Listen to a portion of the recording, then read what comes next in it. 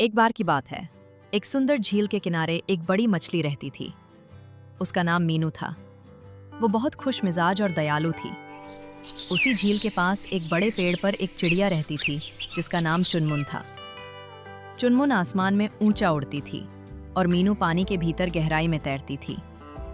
दोनों की दुनिया अलग थी, एक आसमान की, दूसरी पानी की। फिर भी दोनों में एक अजीब सी दोस्ती थी। हर सुबह जब सूरज उगता, चुनमुन पेड़ की डाल से नीचे झील के किनारे उड़कर आती और मीनू से बात करती। पहला दिन। दोस्ती की शुरुआत एक दिन जब चुनमुन झील के पास आई। उसने देखा कि मीनू पानी से ऊपर उछलकर रंग बिरंगे बुलबुले बना रही थी। वाह, तुम तो बहुत मजे कर रही हो, चुनमुन ने कहा। मीनू मुस्कुराई। और तुम तो आसमान में उड़ती हो, मुझे तो बहुत अच्छा लगता होगा वहां। धीरे धीरे दोनों की बातें बढ़ती गईं। मीनू झील के अंदर की बातें बताती कि कैसे कमल के फूल झूमते हैं, कैसे छोटी मछलियां एक दूसरे से खेलती हैं। चुनमुन बताती कि ऊपर पेड़ों के ऊपर कैसी ठंडी हवा चलती है और सूरज की किरणें कैसी चमकती हैं। इस तरह उनकी सच्ची दोस्ती शुरू हुई। दूसरा दिन। मुसीबत का बादल। एक दिन मौसम अचानक बदल गया। तेज बारिश और तूफान आने लगा। पेड़ की डालियां झूलने लगीं। चुनमुन का घोंसला टूटकर पानी में गिर गया। वो घबराकर चिल्लाई, मीनू, मेरा घर चला गया। मीनू तुरंत उछलकर बोली, घबराओ मत, मैं मदद करूंगी। मीनू ने अपने दोस्तों, छोटी छोटी मछलियों को बुलाया और सबने मिलकर चुनमुन के घोंसले का सामान झील के किनारे जमा कर दिया। बारिश रुकने के बाद मीनू ने चुनमुन से कहा, अब तुम यहीं किनारे पर थोड़ा आराम कर लो। चुनमुन की आंखों में आंसू थे।